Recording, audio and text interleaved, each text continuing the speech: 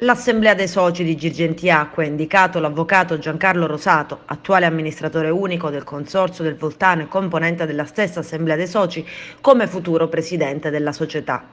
Rosato al momento non avrebbe ancora accettato, pare che vorrebbe prima vagliare la praticabilità dell'incarico nelle dovute sedi istituzionali.